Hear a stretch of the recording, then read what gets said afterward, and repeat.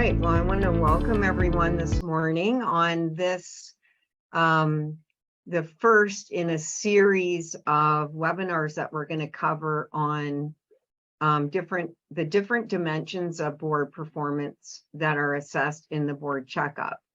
And the first 4 sessions are going to cover the governance process, and we have board roles and responsibilities in governance. We also have, oh, here it comes someone here, let in.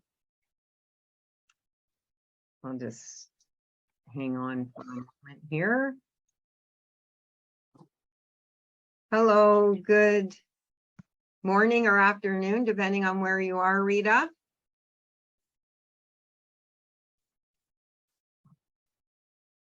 Can you hear me okay? Yeah, sorry, I was on mute.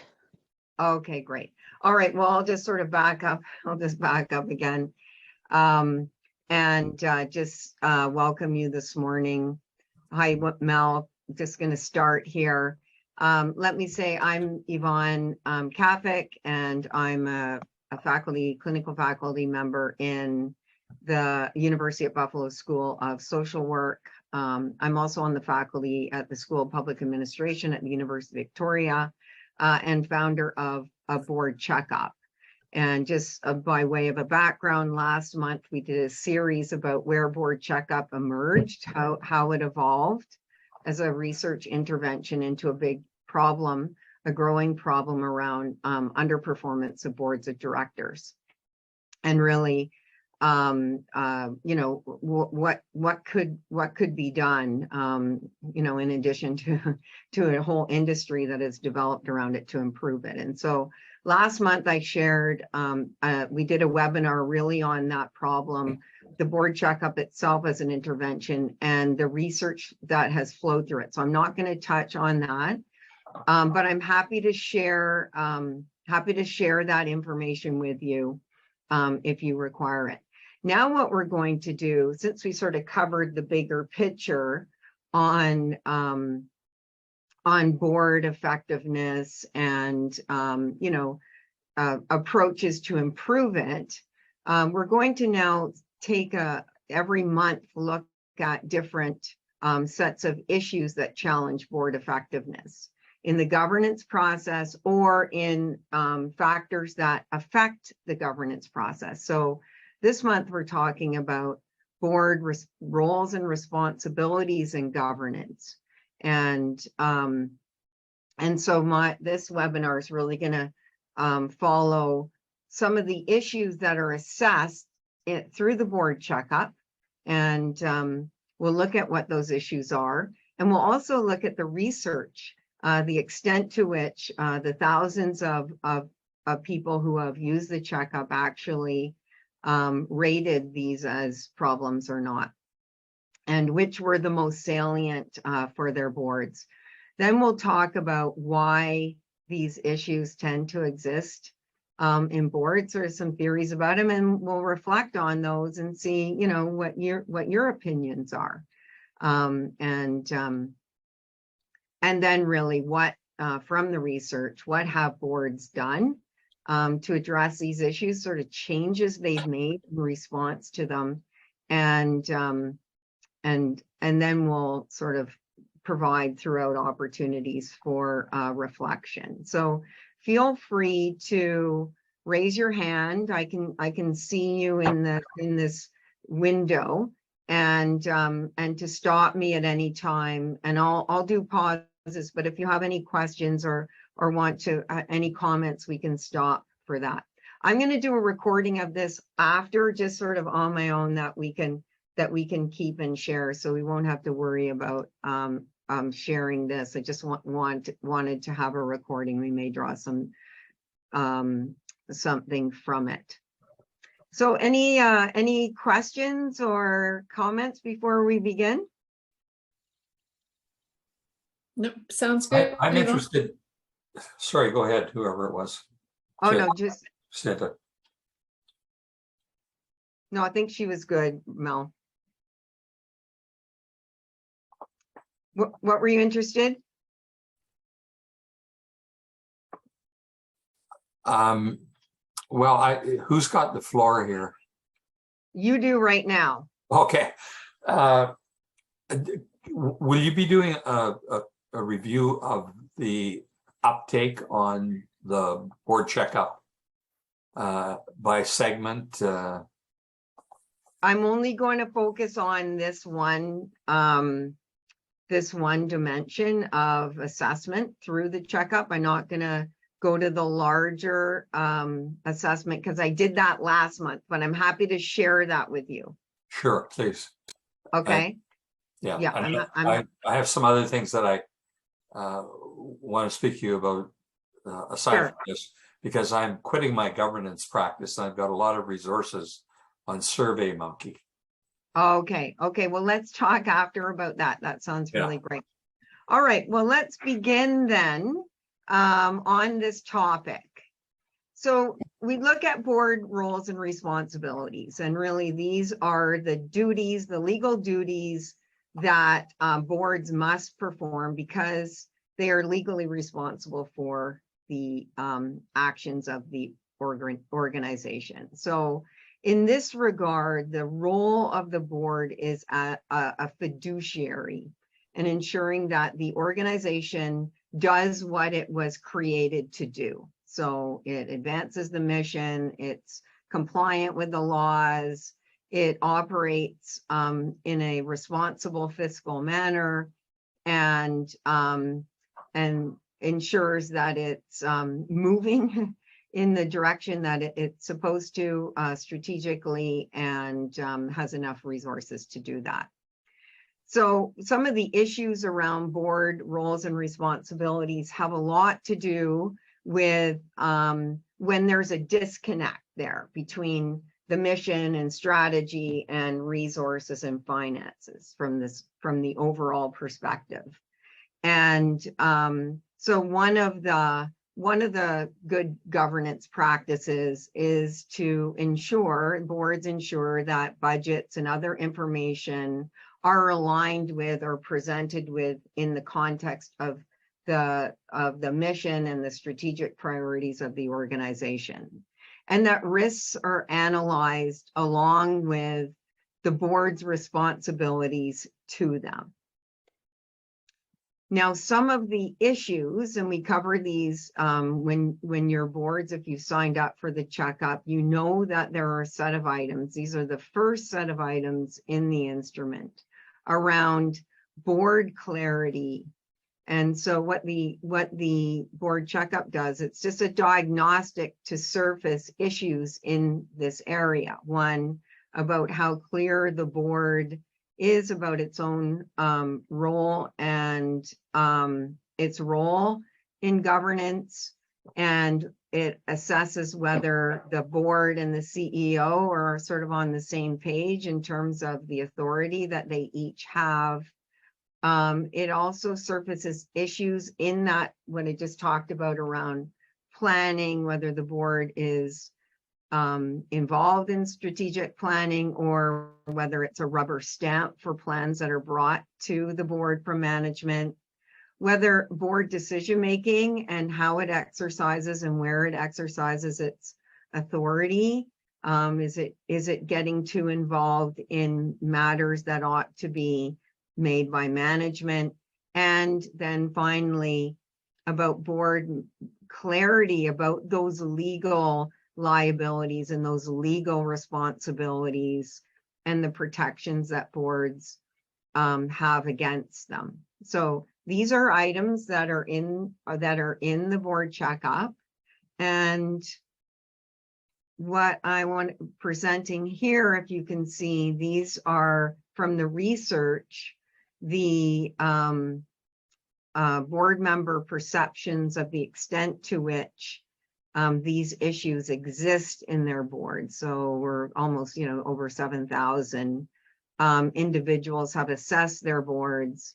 And we see that the number one issue facing that they perceive is around lack of clarity about their legal liabilities and what protection they have against them. That's a number one issue followed up by the clarity about what the board's role ought to be, and whether the board gets too involved in operational details. So, and rubber stamping decisions is there's more effectiveness there, and the clarity of the authority that the CEO and board have, that's the least problematic issue from this sample. So let me ask you then, how do these resonate?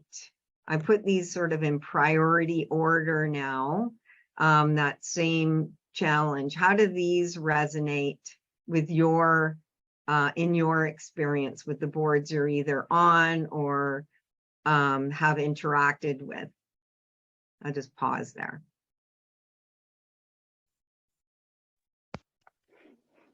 I think it really depends on the maturity of the board in a lot of cases, as well as it depends on the board members themselves in terms of, you know, how long they've been solely focused on boards versus transitioning from being in the operations and delivery to being a board member. So I found in my certain circumstance, it really does vary. And I think the biggest challenge that I face, excuse me, is that shifting from the management role to the board role. You know, they're very different hats, and so delineation between your board member.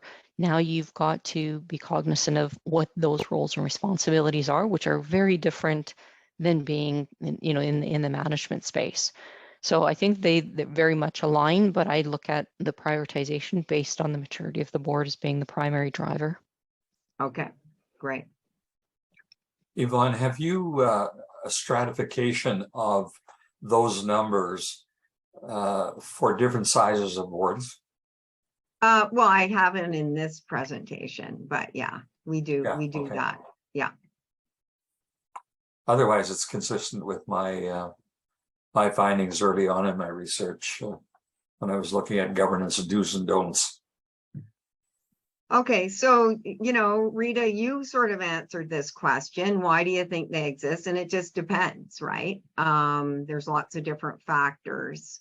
And so we'll sort of talk about that. So, you know, either that board member being informed and educated about the laws that define their authority and legal liability. And we know, for example, in Ireland, there's lots of changes have been going on, you know, for the past 5 years. And so this is an area where board members simply may not be informed or up to date about that. Or if they are, they may just simply be confused about their role and responsibilities. And I think, you know, as the organization sort of alluding to, you know, changes in the organization, that boards has governance adapted to the development of that organization and its stage at which that organization has developed and become more professionalized, for example. And then it can also be that directors have attached to certain roles and have difficulty letting go of those roles. And so, you know, there's not a lot of sort of cross training going on, or there may be sort of differing opinions about what the role of the board should be. Let's say a new CEO comes on, or new board members come on, and a long-term CEO, and they do have different, and I've heard this in board meetings. I'm on several boards where the CEO has said, well, boards don't do that. They don't get involved in that. And that's really hard to respond to. And so that, you know, that could have been developed a culture in that organization around how governance is done. And then really, so these sort of patterns develop, these behaviors develop, and there's really no opportunity or it could be that there is no opportunity for to surface and discuss them, right? That they may be these feelings that board members have, and they can be very uncomfortable, but there's never been an opportunity to discuss or review the board's role and responsibilities periodically, particularly as the organization grows and develops. So are there any other kind of explanations, do you think? And maybe you have that already outlined in here, maybe I missed it, but I think there's two components that come to mind. One is that orientation is critical, because having the clarity in the orientation, I think, also defines to a degree the culture of the board, or should encompass the culture and what the responsibilities are. So those, in my mind, when you're coming into a board, if they have that proper level of orientation, you'll get a fairly good sense of where that delineation is and how they govern. And then the other thing that, I think about is also the skills matrix is one thing, but also the terms. So being very diligent on the terms. So you do have the maturity and the evolution, people coming into the board that have those different perspectives and insights as well. Great. Yeah, we're going to cover some of those as like what have boards done about them. And those are certainly really good examples of, how to address this issue. But so we'll move on with this around that. Knowledge about nonprofit law. Again, it varies. There's no really one standard education around this. It really does have to be specific to that jurisdiction. It should be provided in orientation, as you say, or board governance manual. So board members can, even before they come on the board, review what's required of them and understand what those legal liabilities are, and that it really is their legal duty to stay up to date, right? And to request that information when they need it. But it can also be done annually through performance assessment. So this is one of the values of a routine analysis of board performance is that you can surface. So on many occasions, directors may think they know, and you may think they know, but it doesn't get voiced or surfaced intentionally. And so it can get picked up, particularly with people coming on. You can give them all that information, and that's part of the issue.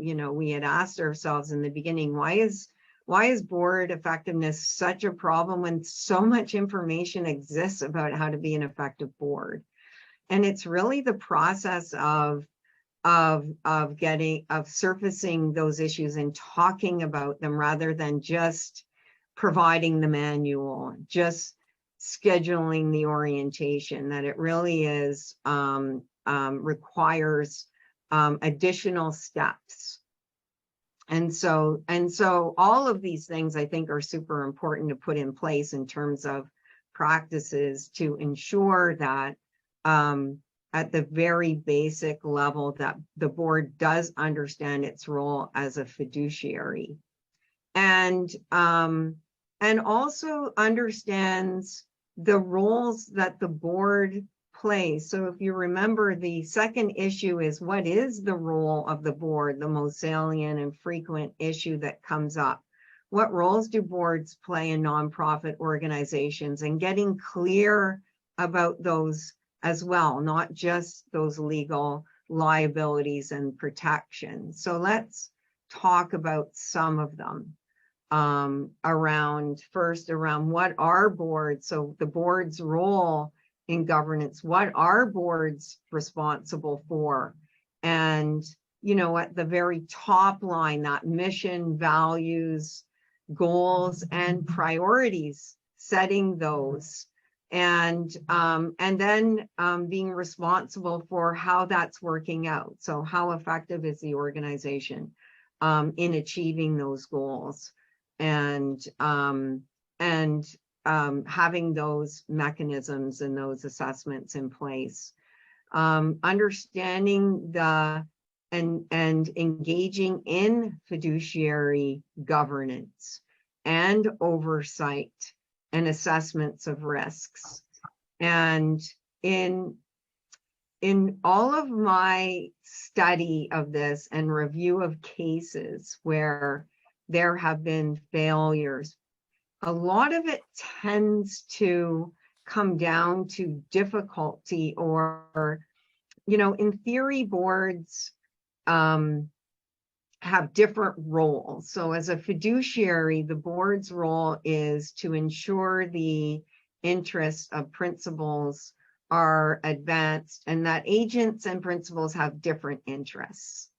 And so the board's role is to make sure that those interests are advanced. And so the oversight, there's an arm's length relationship for management in which all of this occurs, where there's assessment of how things are going and there's reporting. And in many cases, there's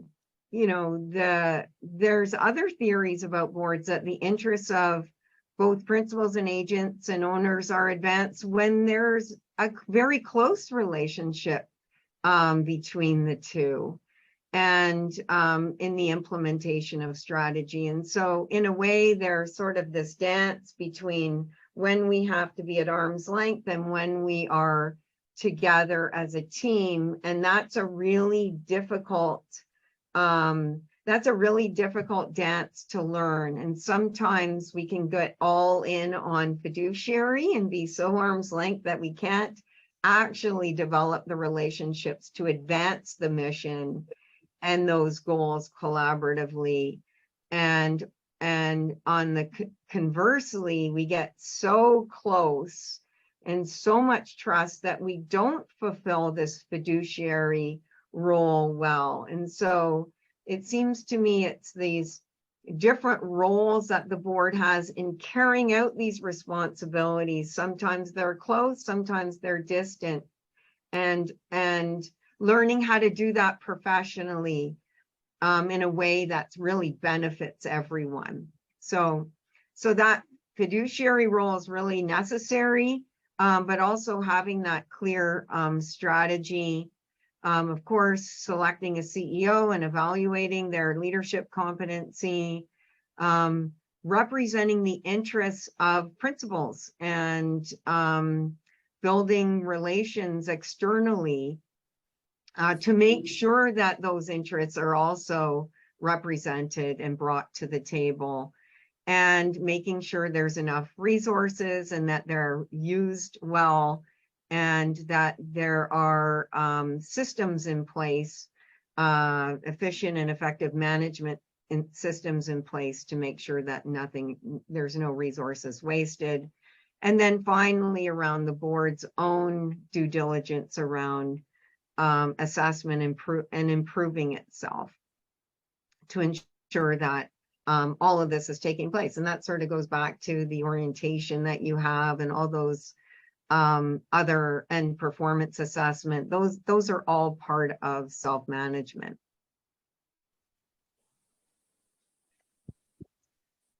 So, that's a difficult set of responsibilities in a way around, how does this play out in practice? And, you can have, how does it play out in board meetings, for example? I just put this is actually a sort of sets of clarifying questions that board members can ask, and what Chait, Ryan, and Taylor call inquiry questions around being effective fiduciaries.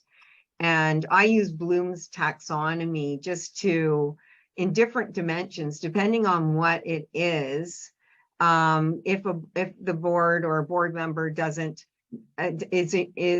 needs more knowledge about something, specific questions that board members can ask about strategy, for example. what are the implications of this? How do you define that? How did you come to that conclusion? Or just having sets of questions available that help them fulfill that role. Comprehension around data, for example, data literacy, application, right, of knowledge to development of strategies, analysis. All of these all play into different, these are different inquiry questions for different responsibilities. And I don't know, what do you think something like this would be helpful for board members to have? I know we use these sort of wheels in education all the time, but I kind of think they might be useful at the board level. What do you think?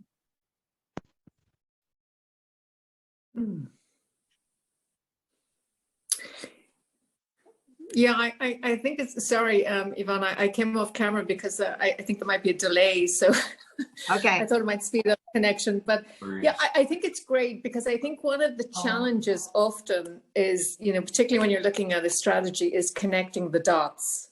Yeah. Because there are so many decisions that can be interrelated.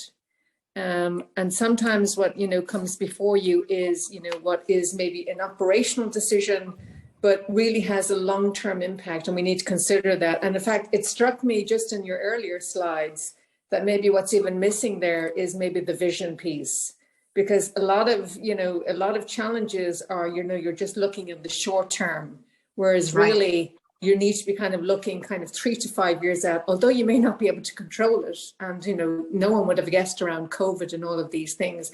But when we're talking about our purpose and what we're doing, I think we really need to be looking at the long term. And therefore, when we're coming to look at these decisions, it's not only the immediate decision that has to be made, but what is the impact longer term? And just really kind of fit with our longer term vision of where we're trying to go. So, I suppose that's one of the things that, I think boards, need to be conscious of when they're looking at their decisions. It's just not the short termism, but it's also what is the long term impact of it. Right. And I'm just going to go back here, but yeah, you're right. The first one that is I should add vision to that slide. But you're absolutely right. What are the implications, the implications of this on the vision and the mission and the long term? Yes. Yeah. Rita. I'm just thinking about, I think it's great to have the clarifying questions as almost a starting point for people to start considering even how to ask the question. That, what are the means by which you can engage in a way that it really is about getting others to think about the different perspectives. I mean, from board members' aspect, you're bringing your experience to the table and you're wanting to make sure that people consider other aspects. And so I think it goes back to the whole notion around having that diversity in terms of experience and mindset that really drives it. But I think that it's really important to understand how to ask the question. That how I think differentiates. And I know from others that I've had discussions with, they've said it takes probably about a couple of years to transition in your approach of how you would ask questions as management versus how you would ask questions as a board member. Great. Excellent. Okay, so that's good. And so that comfort level, and that's the other thing that we see, is one of the impacts when we analyze changes in individuals. So those individuals who come back, if you were to assess performance again, we see that change in their own behavior. They're contributing more to those meetings. They have a better understanding and clarity about their own role and governance. So time is helpful, but also an assessment and engagement and discussion of this periodically. And then they learn really what their then they're really carrying out their legal duties around giving voice to issues, being informed, and in solidarity around decisions that the board makes. So and then getting clear then, so there's the role responsibilities of the board, and then there's the roles that the board can play in the organization, depending on the life cycle of that. And so, you know, there's three primary roles: decision maker, and evaluator, implementer, we'll talk about these, and advisor. And which of these do you think is required of all boards? Which one? The advisor, for sure. Pardon? I was just saying the advisor is the kind of the, in my mind, is the primary. Okay. For me, it's number one. Yeah. Okay. So legally, number one has to happen. Yeah. Yeah. But they all can The buck happen. stops what Yeah. Number one has to occur. But they all occur. So let's talk about a bit of them. So Yeah. on that, boards, they can decide to delegate certain responsibilities, but they can't delegate the evaluation function and the decision-making and monitoring function. So in this capacity, if they do delegate, they review and discuss information shared with the board by management. And they also, the role is to specify information that they need to fulfill their role. And of course, decision-making occurs in motions, and only the board as a whole has authority to make decisions. And board members have legal duties in the process, but the board has authority for decision-making and evaluation. And maybe, sorry, when I looked at the three, in my mind, it was almost like, well, the decision maker and the evaluator portion, so it might just be wording in my mind, is almost at the operational piece, just the way that it came across. Okay. As opposed to, you know, and you've put it down here, monitor and evaluate the functions, which is the essential component of the decision making, but not necessarily from an operational lens, obviously. Right. So it might just be the wording that, for me, I looked at and I said, well, but that's delegated to the operations and the management rather than the board. Right. So some decisions are, and they have to be monitored, and then others are in the board's realm. So, but yeah, so it's just, and that's why we sort of talk about these things. But you're right, most decisions day to day are delegated, and they're monitored, and it just depends on the type of governance. And we'll talk about that in a moment. But on the implementation side, in some cases, boards and board members do get involved in implementing the decisions that they make. So here's some examples, like recruiting a CEO. The board would implement that decision, and or they would hire a firm to do it, and but that's something that the board would own.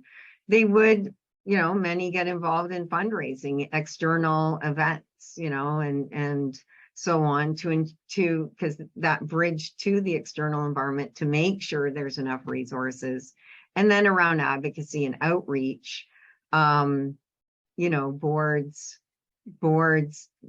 play a critical role in relating to that external environment, particularly if there are crises and changes in the environment. And those decisions can be carried out by task forces, committees, individuals, and so on. Do you think there's, where do you think confusion comes up around this one, around implementation? Or does it, in your experience?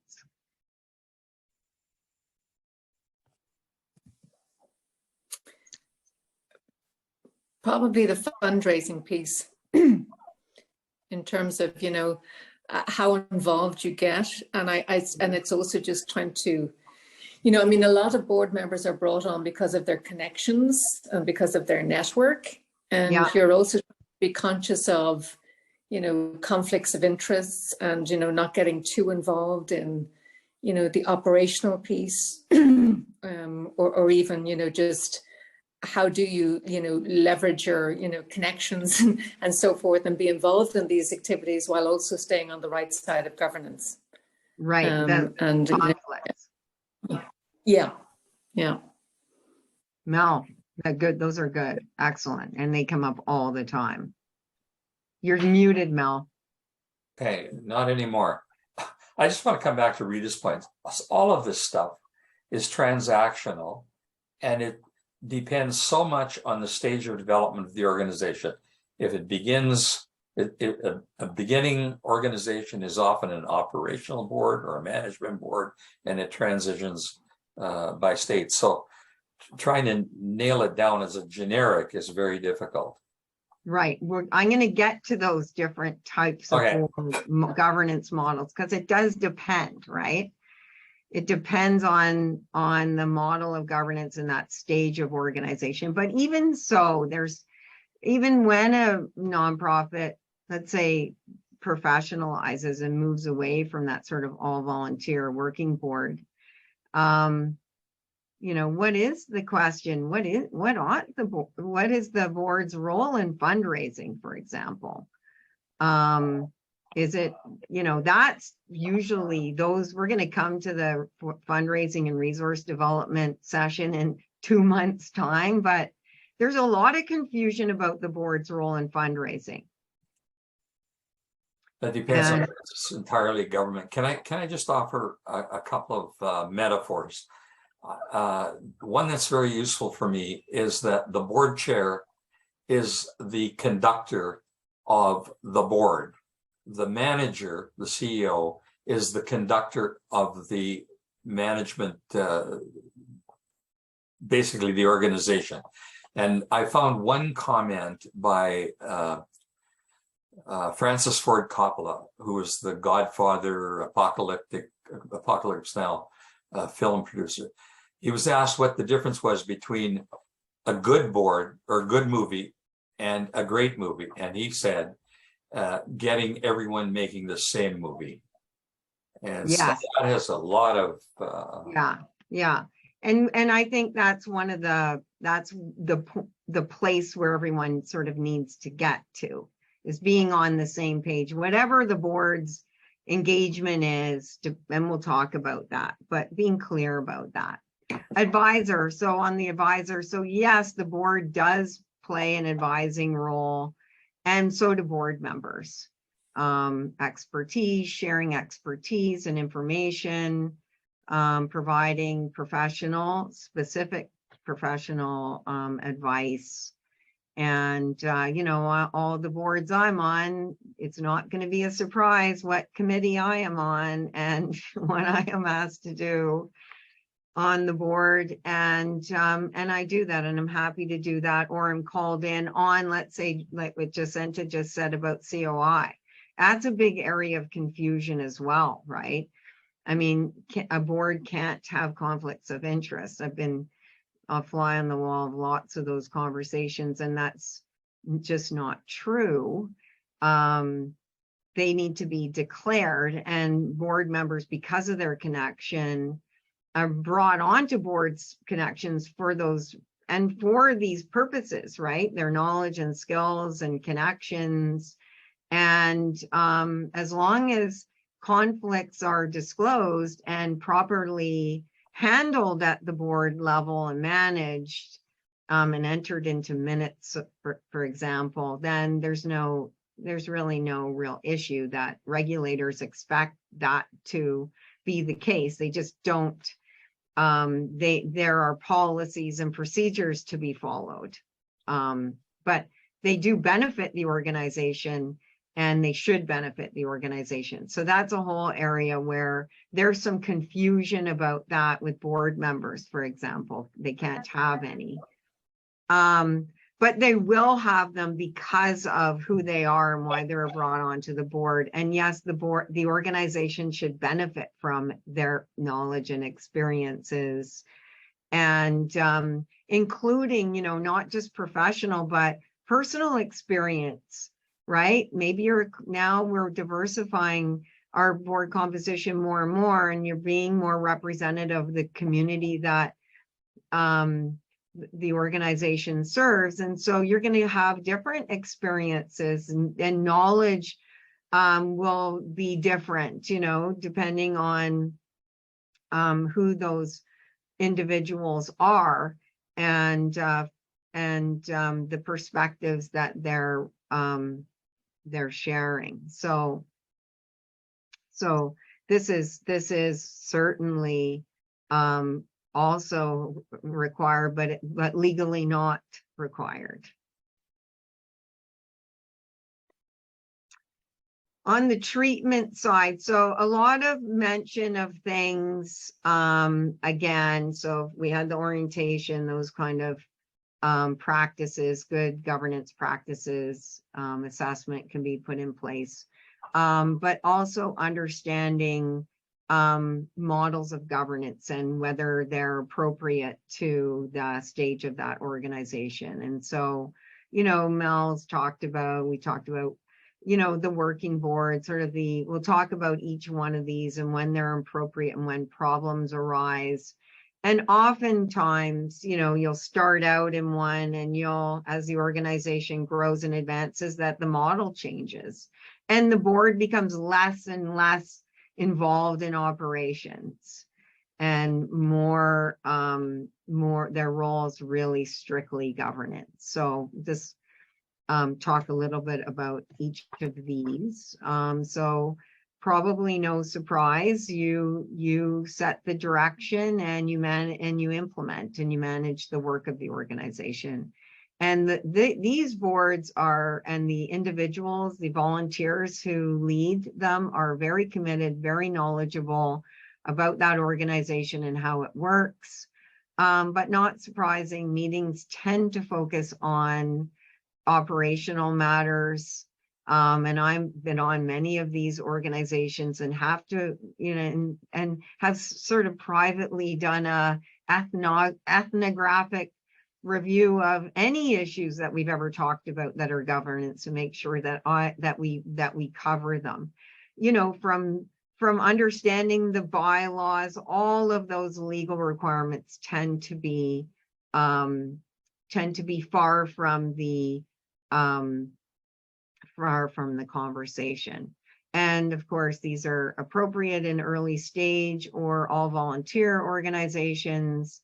And when things are focused on you know, a clear mission and set of activities. And there's just so many of these organizations. We actually don't even know how many there are. They're typically not incorporated.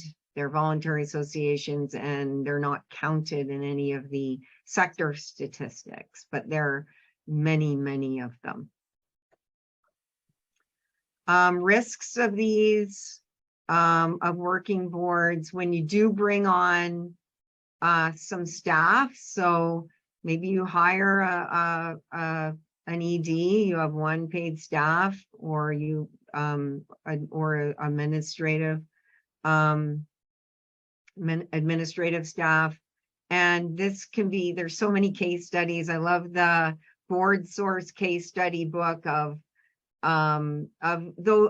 stories of these individuals, these poor individuals who work so hard and bring things to the board only to be shot down on many occasions, or overstepped in some of their areas. And so, you know, this is really kind of change issues around change in roles, and or individuals really getting burnt out, or never really, as Jacinta said earlier, about maybe never focusing on the big picture and the long term of that organization. It's just stuck in the short term, day to day.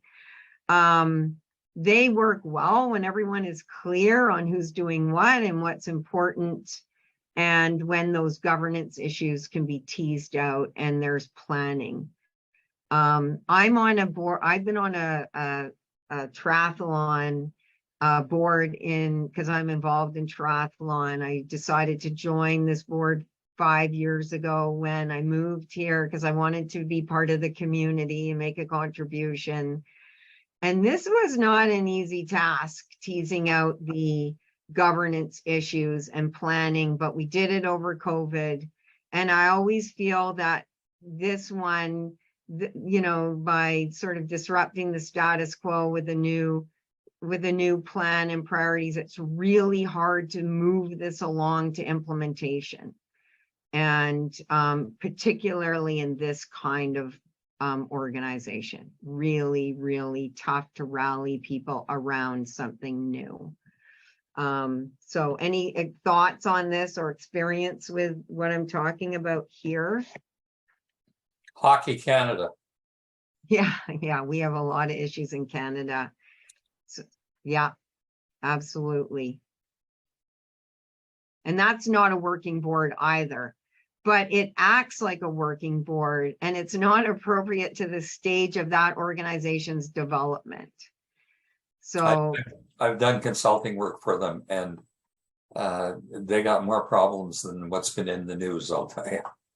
Yeah, so you know, so this is an area where a lot of this is sort of carried on with the organization, even though Hockey Canada is a very well established and professionalized organization. So which really probably should be falling in this model of governance, where their governance only restricting itself to strategic leadership and focusing on that vision, as Jacinta said, mission, goals, and priorities.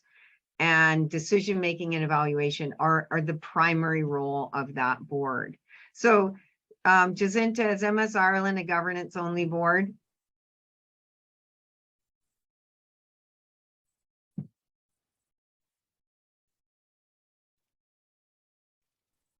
Rita, where's your board? Do you think that, or? Well, Sorry, I was on mute there. I would Oh. hope not, to be honest, Yvonne, because I think you know, you're always trying to find that balance between performance and conformance. And, you know, conformance is definitely around governance, but, you know, ultimately we're here, you know, speaking, you know, for MS Ireland, we're ultimately here, you know, to support people with MS.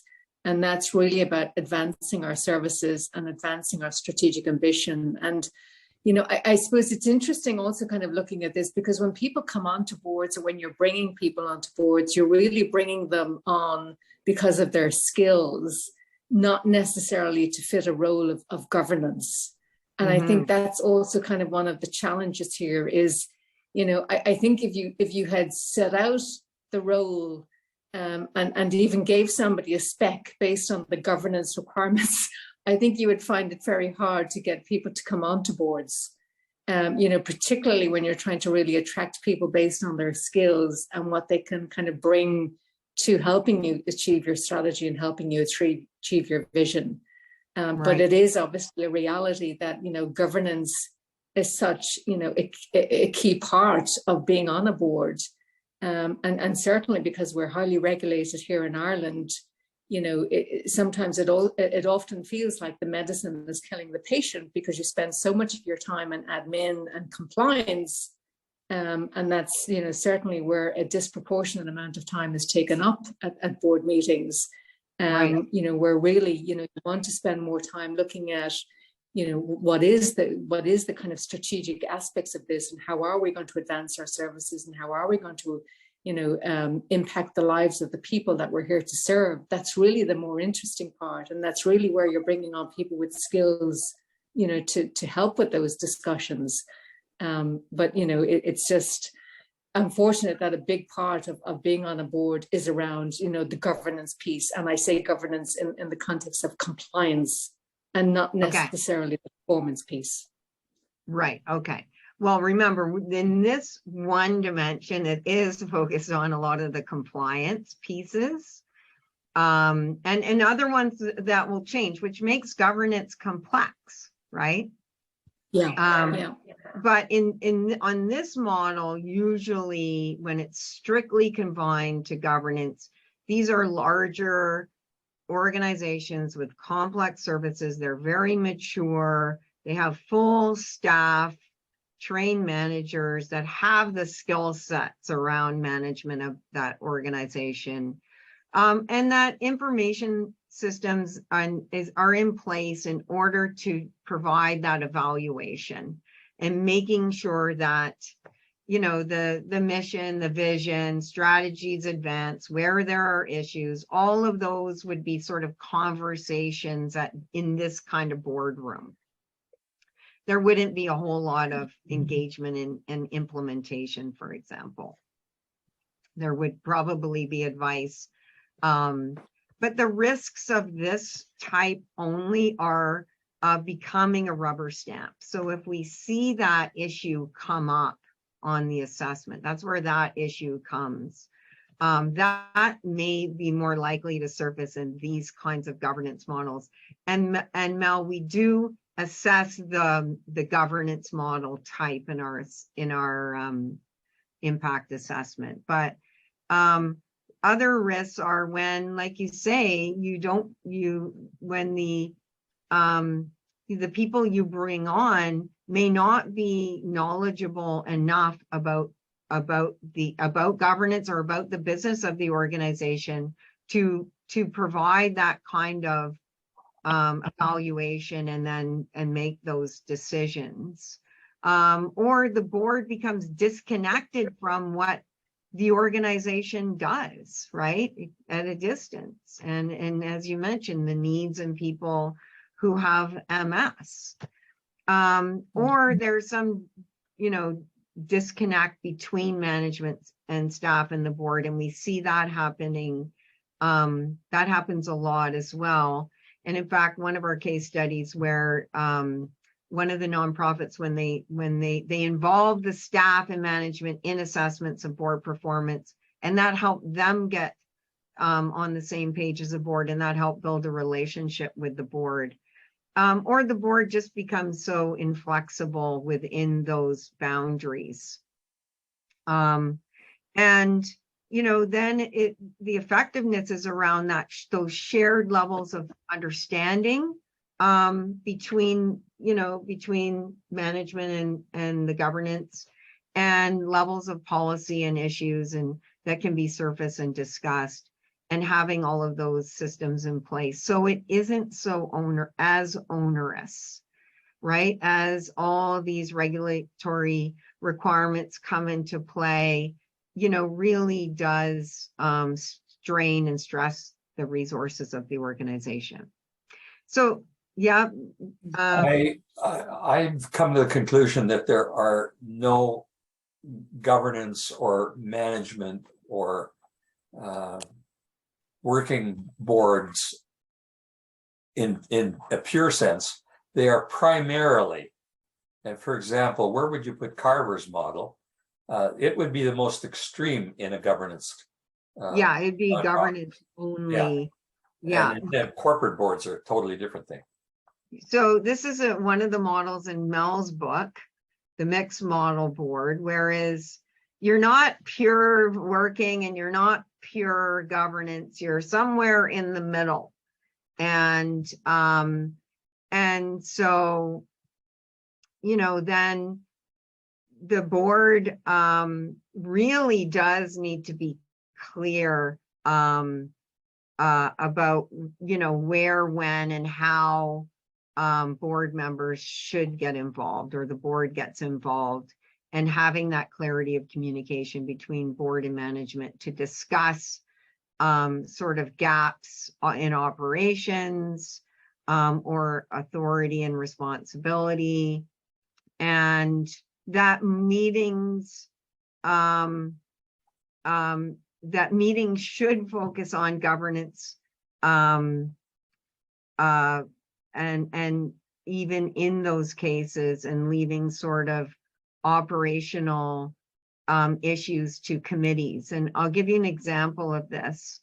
I've been on a board called Baby Friendly USA, and we accredit hospitals in the United States according to the World Health Organization's 10 steps to successful breastfeeding. And that is a very clinically focused organization operationally. It requires massive expertise in from physicians and nurses and hospital around breastfeeding and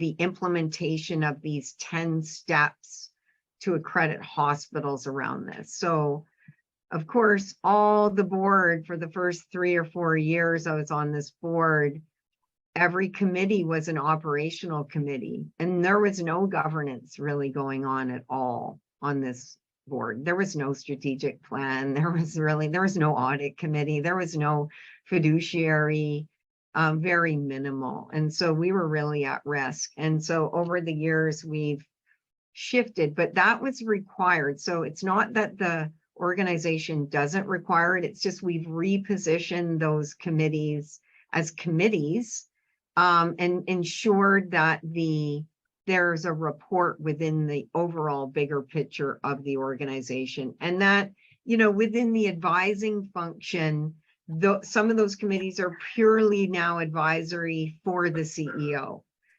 because the CEO doesn't have all the knowledge that she needs to implement a lot of the policies. So that's an example of this where, you know, we were actually governing more like a working board when we are a multi-million-dollar organization, and we're shifting now. We're in the middle where we're shifting more, focusing on governance, and it's taken several years to sort of move this way. But it was not obvious to everyone that we weren't governing. So, which is appropriate is sort of the question. Which approach or model to governance is right? And there is really no one best model. And I think what Mel said, like, you sort of abandon those pure types, that the board really has to determine what the right approach is. And everyone really needs to get on the same page. And, you know, having those opportunities to talk about this, and that's where, you know, the issue involving management and assessment of board performance, taking time to talk about those, especially in that one section of those issues where everyone is on this, and how meetings, how, you know, because management is required for effective governance, and having those conversations, and seeing the board as an essential part of the organization, you know, function of the organization, and for management to see that as well. And you know, knowing that there's legislative and accreditation requirements, so making sure that the model of governance will lend itself to compliance, for example, and making sure that there's a good fit. I know we're coming up right at the end here. I wanted to share just some of the changes that boards have made in there. You can see this is in all the areas of board performance assessed, but you can see more clarity and focus on roles and responsibilities, sort of changes to bylaws, and making sure that they're up to date. On here, we see that the fiduciary role is a close second from the changes in the board. Very high on this list is the fiduciary role of the board, and beefing that up with some of those changes that I talked about. Can I just say that when money is an issue that might affect them personally, they get really interested. Yes, yes, yes. Right. And you know, this is actually a word, these are the words, frequency, it's a word cloud. We ask boards to put in the changes that occurred in the different dimensions in this roles and responsibilities. You can see the words governance, clarifying responsibilities, policy, defining, improvements, So planning, all of these are the types of changes that boards are implementing. And then I think just sort of just to end and summarize is really to consider in your own boards is how clear is the board? If you have done the assessment, go back and look at the data around these issues and look at clarity and of responsibilities, illegal liabilities, surface what those issues are. And they may not be all, there may be just one or two. And then, you know, focus on some sort of strategies to address with it, whether it's just having a conversation, whether it's specific knowledge that has to be shared or what have you.